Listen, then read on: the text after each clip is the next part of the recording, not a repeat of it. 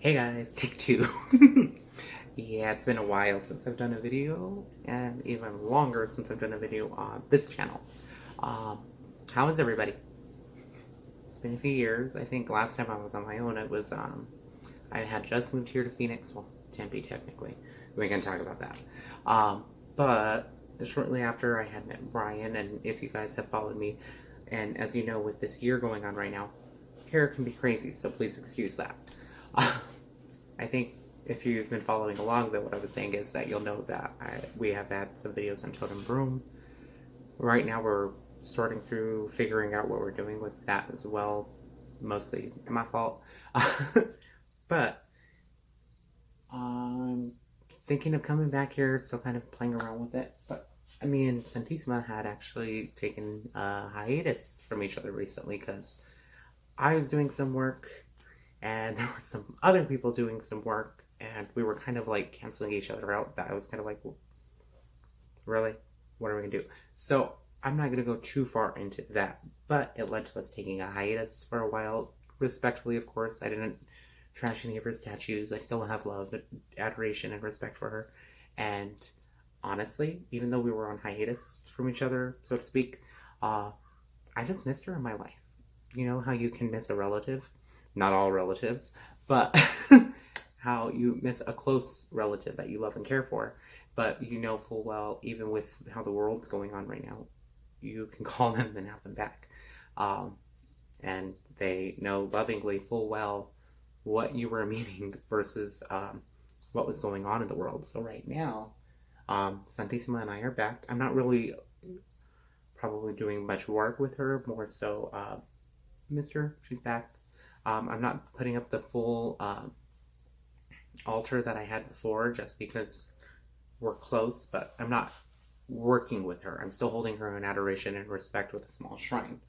Now, the main objects I'm keeping on the shrine, kind of more like when I first started, which is actually kind of fun to do too.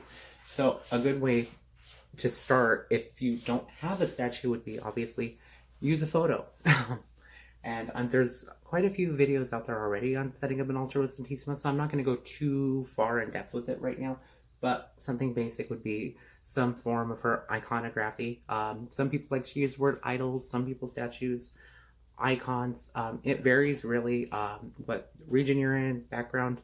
I kind of have used them interchangeably just because I don't really personally associate anything bad with any of those words. They're just words to describe similar things. To me, that you can use on your altar to represent her. So I keep statues of her because I've worked with her since about 2011 is about when I started praying with her. So the rest of her statues I actually keep in here, and they're all wrapped up. They were cleaned before they were put in. There's no dust touching them. It's actually a glass encased case with a key, so that way I can lock it. I don't gotta worry about it opening on its own or something falling out because I know it's closed, it's sealed, it's level too. So that I keep all my extra statues in here, the oils that we make, the incense that we make, extra books for her. That's mostly the bottom shelf. The rest of it is mostly statues. um, and you don't have to have all the statues either. You can start with one. I actually would recommend starting with a prayer card. And then slowly working your way up to obtaining that or building your altar up as your relationship grows with her. You don't have to go and buy everything all at once just to have it work out. So you don't really have to have all the statues in every color. Like I said, sorry, my hair is kind of crazy right now and I'm barely seeing how bad it is on camera right now. That's the magic of the world. But I'm keeping one. Kind of back like how I started. I started with, actually when I first started, I was this a printout picture. I had gone to the public library because I was still in high school. I printed it out there because we didn't have one at home. I took it back home. I popped out. I think I had like, it was like my presidential achievement award or something my mom had framed. I popped it out of the frame and popped Santissima in there and stuck it on my dresser at the time when I was in high school because it was my own room. It was high school. My parents, I didn't really do anything like that, so I didn't have to worry about it at that time, and that's why I had it in the bedroom. So I kept her on sorry, nostalgia. I had her on top of my dresser, and it was I took out a white picture of her, even though I first had dreams of her in her red robes, and that's just because I felt maybe it'd be a lot better to start with the white because I had seen, I think it was the Toads Bowl channel originally, because I started looking her up after the dream, and I was like, oh, cool, so it's not just me going crazy. Um, and I followed what he said to start with the white because it was more motherly. And I do agree with that, and it's worked out for me over the last few years, and I haven't had anything bad happen, especially when I first started, because I wasn't quite used to the death current as what I would have thought I would have been because I was a teenager, and you know how we all were as teenagers. Yeah. Um, but that's one of those growing experiences that you kind of move through. So I experienced that, and I'm glad I started with the white. And I got to work my way up, and I'm still... My lady is the red. So she's the main Santissima robe that I do work with, just because she's the first one that came to me, and my relationship is still the strongest with her in her red form. Which is really funny because I actually don't do a lot of love spells. But aside from an icon to her, you'll want a glass of water, and I'd recommend a candle. I personally don't, just because of how she's a little closer to the roof than what I would like to have a candle on. I know it's a little bit further, but I use the taller ones. And then also just an incense burner and holy water, and a glass of water for her, so that way she's never thirsty. The water will also be useful for removing negativity from your life. She can also watch over the area that she's in. I'm not so worried about if people mess with an altar so much, because we don't really have people over, especially now, which is kind of awesome because who needs a maintenance? Just kidding. But yeah, not like when I was in high school. I don't really have to worry about people touching the altar. Because if people come over, they're fully aware of what's going on in this home before they come. And usually we don't really have a lot of people over anyways. So we're not really concerned about it. It's me and Brian, and we both have prayers to her. Brian actually gave her the apple and the cigarette, and I stood at the altar and gave her water and incense. But that's all you really need to get started. And then I always just recommend saying 3 Our Fathers.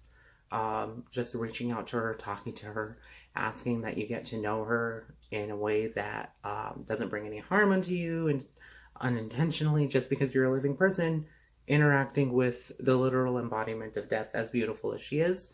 And it's not that she's trying to harm or do it to you, it's just you're alive.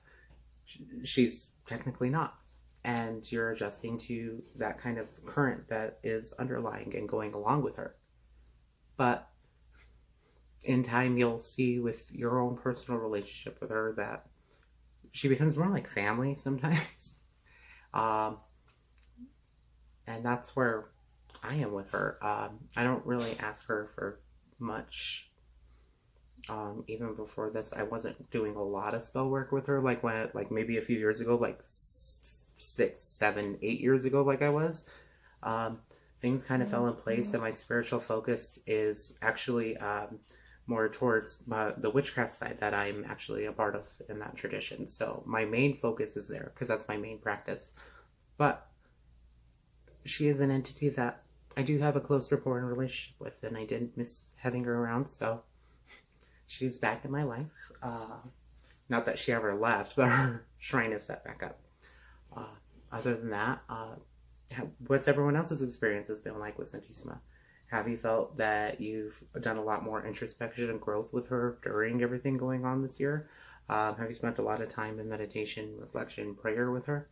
I know that typically that tends to help me, as like weird as it sounds considering all the spells and candles and everything, but just sitting there, focusing with her, connecting with her, you'll start to receive impressions or insights, or maybe you'll start to hear her, or she'll start speaking to you in one way or another.